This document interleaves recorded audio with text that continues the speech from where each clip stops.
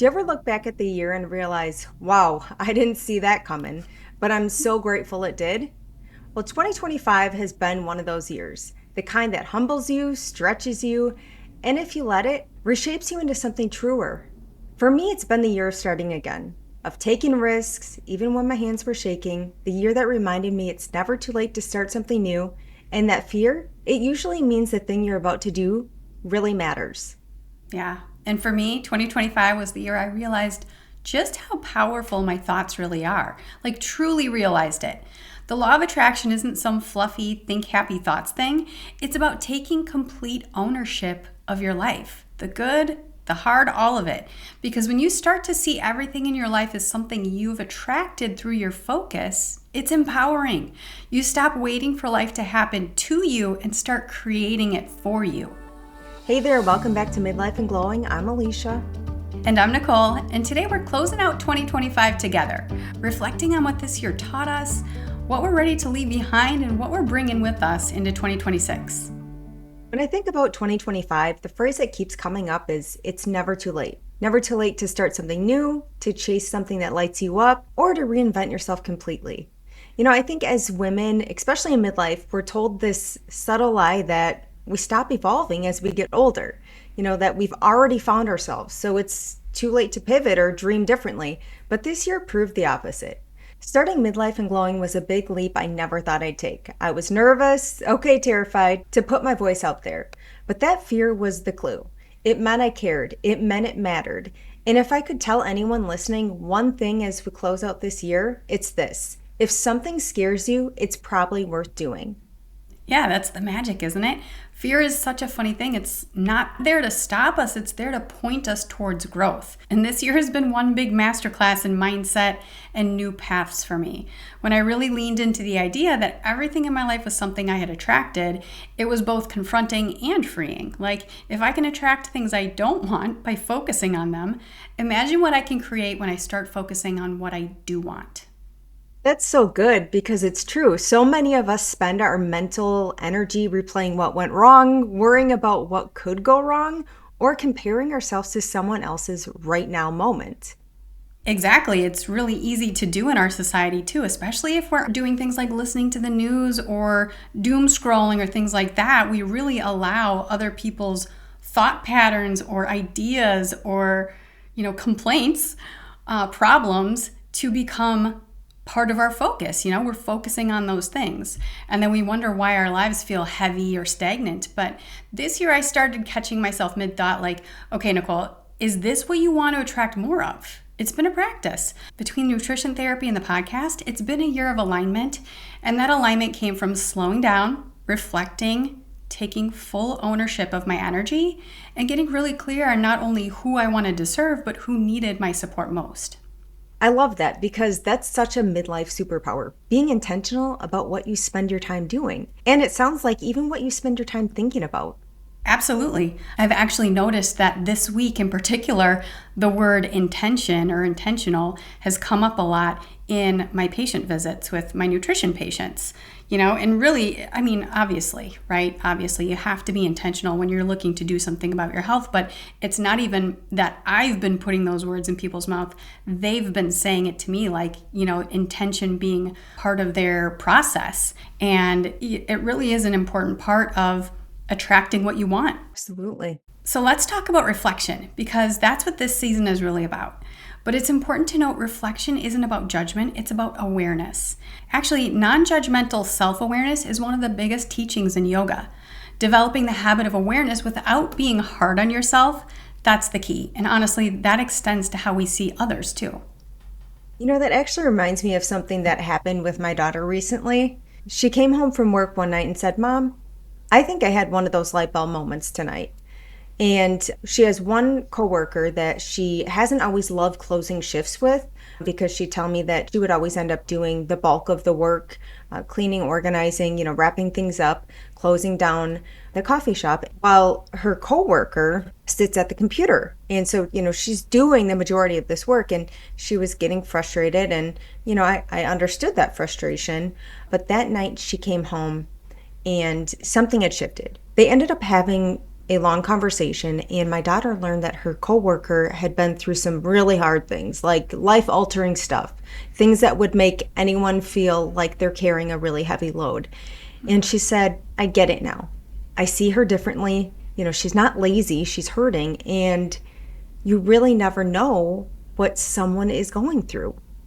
And that stopped me in my tracks, because isn't that the truth? You really never know what someone is carrying. You don't know what they're surviving or what kind of day or decade they've had. And, I think that's just a reminder that you need to not only give yourself grace, but you need to give other people grace, because you do not know what path they're walking or have walked in the past. Oh my gosh, like that gives me chills. And I feel like that's such a great revelation for her to understand at her age too. When we can start early Right. understanding those things, because you're absolutely right. I remember after Dad had passed away, for those of you that don't already know, I have a little history of road rage, just a minor case of road rage. And, I remember I actually didn't have the road rage in this situation. It was my husband. And, this guy had pulled out in front of us essentially. And Chris was a little bit pissed about that. And I was like, you know what? We don't know what he's going through. I know that after Dad died, who the heck? I probably cut people off. I'm sure I did. Like you just have your head in a different space and everything's kind of cloudy and blurry and, like you're in a you're not fog. thinking right. You're in a total fog. So absolutely, like you just never know what someone else is dealing with or what's going on behind their behavior. Yeah, right. So it's such a powerful reminder that compassion costs nothing, but it can mean everything. We really don't know what other people are going through. Right. It reminds me that judgment is so easy, but understanding takes effort. And that effort, it's always worth it. Always. Because at the end of the day, everyone's fighting battles we can't see. And when we start choosing grace over judgment, it not only softens how we see others, it also softens how we see ourselves too. That's it. And I think that's something I want to carry with me into 2026. More grace, more empathy, more remembering that we're all just doing our best. That's so true. And it ties perfectly into reflection, because the same grace we extend to others, we should be reflecting back to ourselves. Yes, reflection isn't about perfection. It's asking what worked, what didn't, what lit me up, what felt draining, what did I learn about myself? Ask these without guilt or pressure, just notice them. And for me, I think the biggest lesson of 2025 was that growth rarely feels graceful. Reinvention looks messy up close, but with every uncomfortable moment, it's evidence that you're alive and that you're evolving. I felt that too. And another thing about reflection is that it helps us close the loop on experiences so that you don't carry over into the next year as unfinished business. So let's pause for a second. And if you're listening right now, maybe take a deep breath, relax your shoulders, relax your jaw, and just think about, what did 2025 teach you? Maybe it taught you resilience through something unexpected. Maybe it showed you that you're capable of more than you thought. Maybe it asked you to slow down.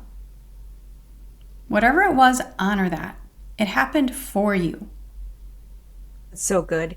And then take it one step further and ask yourself, what do I want to leave behind in 2025? Maybe it's people pleasing. Maybe it's burnout. Maybe it's that voice in your head that says it's too late. And then what do I want to bring into 2026? Maybe it's more self-trust, more joy, more calm.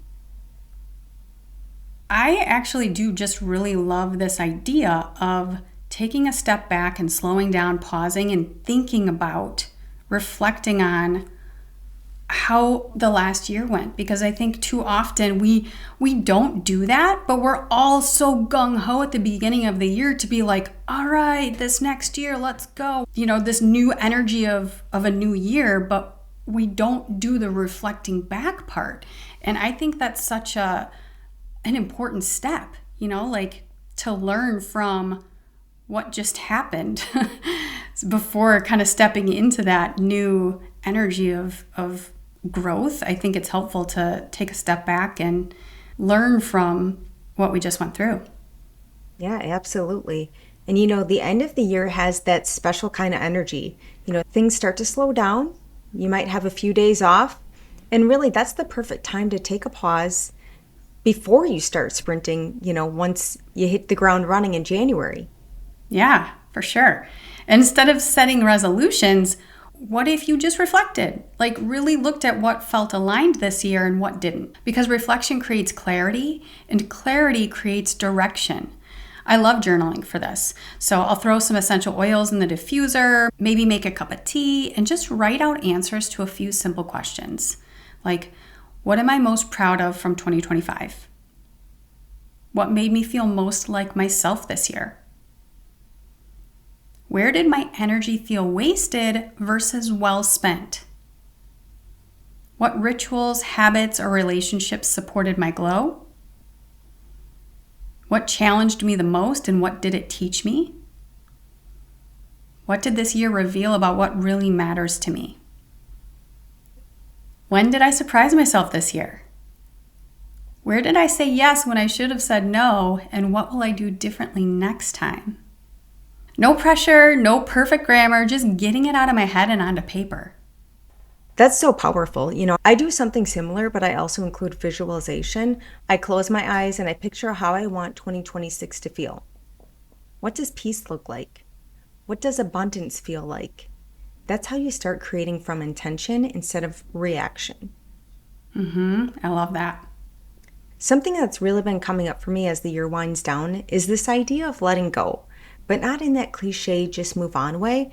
I'm talking about letting go with intention. Here we are with the intention again. Releasing the things that once served you but don't fit anymore. The habits, the mindsets, even the versions of yourself that you've outgrown. And I love that you said with intention, obviously, because letting go doesn't mean forgetting or pretending something didn't matter. It's actually the opposite. It's acknowledging this was part of my story and now it's time for the next chapter. Exactly. And I think so many of us just hold on because we think if we let go, we're losing something or someone. But more often, we're just creating space for something new to come in. And sometimes it's not even physical things. It's mental clutter, like the expectations we've been carrying for years, that pressure to be everything for everyone. And when we hold on to those old narratives, like, I should have done more, or I should be further along by now, we're actually telling the universe we're not ready for what's next. When we consciously release what no longer fits, we shift our frequency. We literally create energetic space for new opportunities, new ideas, new people to come in. That's so true. I think a fun little year-end ritual you can do is write down everything you're ready to let go of from the past year. That could be beliefs, fears, situations, habits, anything that's taken up space in your mind or your heart. Then you could tear it up into tiny pieces and throw it away. It's symbolic, but it feels powerful, like you're saying to yourself, okay, we're done carrying this. I love that. If any of you are familiar with Gabby Bernstein, I remember her talking about a similar process. She calls it Rage on the Page, where she just writes down everything in her mind like we just talked about, and then she tears it up and throws it away, giving that symbolic I'm done with this. You just get it out and you're done with it. It's gone. Right? There's something about physically releasing that seals the intention. And if you're listening and wondering what that could look like for you, start small. Maybe you let go of the need to over-explain yourself. Maybe you let go of guilt for resting. That's a big one. Guilty. Maybe you let go of the belief that it's too late for you. Yeah, because every time you release something that's weighing you down, you rise a little lighter. And that's the real secret to starting fresh. It's not adding more to your plate. It's clearing away what doesn't belong there anymore. So maybe that's your reflection this week. What are you ready to release before you step into 2026? Because what we don't release, we repeat. Something else that's been really present for me lately is gratitude. Not the kind that glosses over hard things, but that actually holds both. Gratitude that says, wow, that was hard, but look how it grew me. Because if I'm being honest, 2025 wasn't just full of wins. There were moments of doubt, uncertainty, exhaustion. But looking back, I can see how each one carried a lesson that shaped me in ways ease never could. Same. I remember one of the thoughts of the day that Dad had shared with us. One of the first ones, one of the OGs, was a smooth sea never made a skillful sailor. And that is so true, right? Like that's a perfect quote for what you just explained. Absolutely. And I would say for me, same here, gratitude is such an energy shifter. It takes what once felt heavy and it turns it into something that feels so much better. I think one of the most powerful things we can do right now is look back on the past year and say thank you, even for the moments that didn't go the way we planned. Thank you for the lessons that came disguised as detours. Thank you for the people who left and made space for better alignment. Thank you for the no's that protected what was meant for later. Thank you for the waiting seasons that strengthened our trust. Because when you can find gratitude in what challenged you, it stops defining you and it starts refining you. That's such a good reminder. Gratitude keeps us anchored in the present moment, but connected to the wisdom of the past. It's like saying to the universe, I've learned, I'm ready for what's next. Exactly. And that's how you step into a new year with peace instead of pressure. Okay, before we wrap up, we want to share an update about what's coming in 2026 for the podcast. Yes, starting this week, we're switching up our release schedule a little bit. Instead of having a main episode every Tuesday and a Glow Bite every Friday, we'll now be releasing episodes just on Tuesdays. So that means 1 week you'll get a full main episode like this one, and the next week you'll get a shorter Glow Bite episode, something quick, reflective, and easy to fit into your week. We really wanted to create more space for you to digest what we share, to reflect, integrate, and apply it between episodes. And honestly, for us too, it allows us to bring even more depth and quality in each conversation. So as you move into 2026, take a moment to reflect. What's one lesson from 2025 you want to carry with you? And what's one thing you're ready to release? You don't need a full plan. You don't need to have it all figured out. You just need to start right where you are. Because it's never too late to start something new, to take the risk, to reinvent yourself again and again. And remember, your thoughts are powerful. So choose the ones that build the life you want, not the one you're trying to leave behind. Thank you for spending this year with us. Whether you've been here since episode 1 or just joined recently, we're so grateful for this community. Incredibly grateful. And if you loved the podcast this year, we'd be so grateful if you'd share it with a friend or just leave us a quick review. It really helps more women find Midlife and Glowing. Until next time, here's to closing 2025 with gratitude and stepping into 2026 glowing brighter than ever. Happy New Year, friends.